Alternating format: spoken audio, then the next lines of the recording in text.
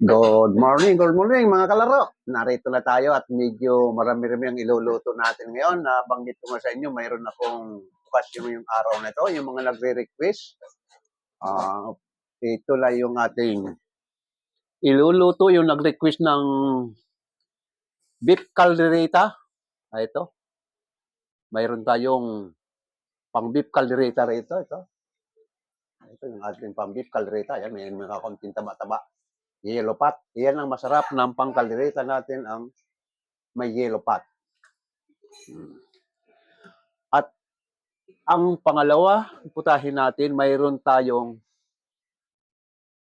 estopado or estopado. Yan. At mayroon tayong bihon. At mayroon tayong chicken panglagay sa macaroni salad. Yung macaroni salad, yung nag-request natin. Mamaya natin i-demo ito kasi masikip sa lamesa. Didimo natin mamaya habang tinitimpla para makikita nyo yung ating macaroni salad.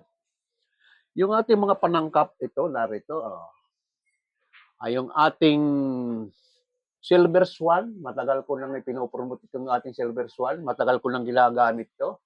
Ayan, mga bango. Pero yung suka, nagpalit ako. Sakaling ito makapansin sa akin, yung dato puti. Ayan, nagpalit ako ng brand. Dato puti na. Mula ngayon, dato puti na. At sa oil naman, yung coconut oil, pinalitan ko Baguio oil. Kasi ang Baguio oil matagal na. Baka dito ako mapansin, ni Baguio oil. Ito. Ang ating oyster sauce ay gawa ng Mother Beast. Mother Beast to, ang ating oyster sauce. At ating seasoning ay North Original na liquid seasoning. Ito, bumili na ako ng olive oil. Madalas natin gamitin sa steak, olive oil o kaya butter.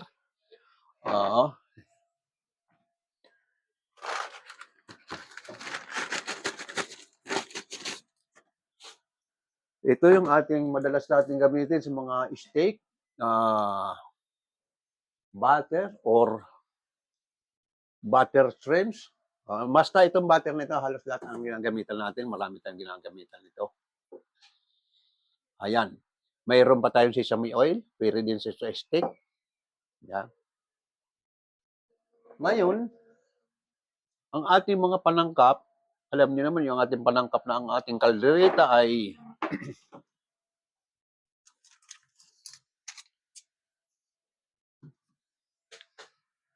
laging magkasama yung ating tomato sauce at tomato paste sa may mga red sauce. Laging magkasama ang dalawang yan. At all-purpose cream. Yan. Gagamitin na rin natin ito sa macaroni at saka yung pampalasa rito sa dalawang putahe natin. Yan lang natin mga panangkap. At yung ating kaldereta, laging may liver spread. Liver spread, kiso. Ayan, lagi yan mayroon ganyan.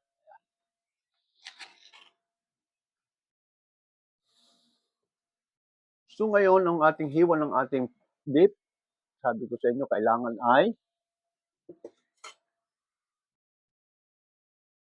pag hiniwa natin yung ating beef, kailangan medyo manipis kasi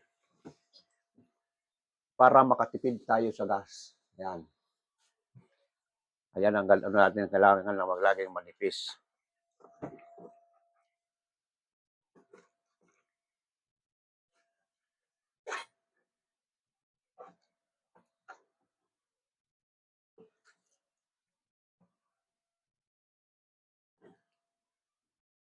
At saka nga pala yung ating manunood, okay, wala tayong live ngayon kasi aksidente yung nangyari, may nag-away doon sa bilyaran ng mga bata. Yung pag-away nila, naghabulan sila, biglang bumagsak sa harapan ko. Pagbagsak ko sa harapan ko, nagulat din ako, nahawakan ko siya, na ganyan. Nakita ko ni TikTok. Pero I'm very sorry talaga, hindi sadyang bumagsak sa akin ang bata. Siyempre, ang reaksyon ko, nagulat din ako, parang nagalit ako. Yan, parang kung nagalit na ganyan, nakita ko ni TikTok. Kaya ako ay nakasuspend din 7 days. Hanggang December 12 pa ako. Kaya pasensya na yung mga nagsusubaybay sa akin live. Hindi natin ano, nangatuwiran mo sana ako TikTok pero no reason daw. Okay, okay lang. Total 7 days lang naman. Pero aksidente pangyayari yan. Sabi ko nga sa inyo, ang aking bilyaran ay year 2002 hanggang ngayon, wala pa akong sinasaktan na bata. First time yun na ako'y nag-react, talagang parang akala mo galit. Kasi biglang sumampa sa akin sa harapan, yung dalawang nagpapambunong bata. Kaya pagkahawak ko ng ganyan, nagulat din ako. So, ang reaction ko, kita ako ni TikTok na galit. Kaya, pero totoong galit pero hindi buhos na galit na yung sabihin mo, kasi nagulat na ako. Yun lang ang nangyari doon. Kaya, yung mga nagsusubaybay sa akin na live, pasensya na tayo, wala tayong live ngayon hanggang December 12. Wala tayong live. Kaya dito na lang tayo muna mag-video at i-upload ko rin ito sa TikTok. Ganun po ang nangyari.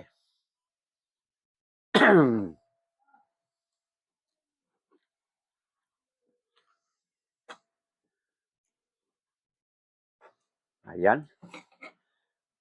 At isusunod naman natin ang ano natin sa baboy. Ganito ang ating hiwa ng ating baboy.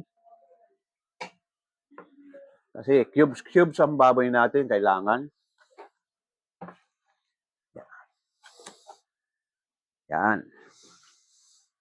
Sa ating picadillo, kasi medyo di-fried natin ng kaunti ito. Yan. Ganyan lang hiwa natin lang ating picadillo. Picadillo ka. Hindi picadillo. Estopado. Estopado ito, hindi picadillo. Estopado. Yan, medyo ganyan, medyo makapal-kapal kasi i-fried pa natin ito. Yan. Ang sangkap niya naman ito, soy sauce at oyster sauce at butter at kaunting suka at brown sugar. Yan ang ating estopado. Yon, estopado. Okay. Ang estopado pa pala natin, mayroon pang saba, fried saba. Para habang nalulurog-lurog yung saba, yun ang magdadala ng kaunting tamis sa ating pork estopado. Yung ating chicken, pakukuluan ko ito at hihimayin natin hibla-hibla. Iyon naman ang imimix natin sa ating macaroni salad. Ayan, ipakikita ko na lang sa inyo ang pag-mix ng ating macaroni salad. Yung mga nag-request ng aking mga followers dyan, ipakikita ko sa inyong nakalimo. Okay. Next natin, maya natin tutuloy. Punta muna tayo sa kusina.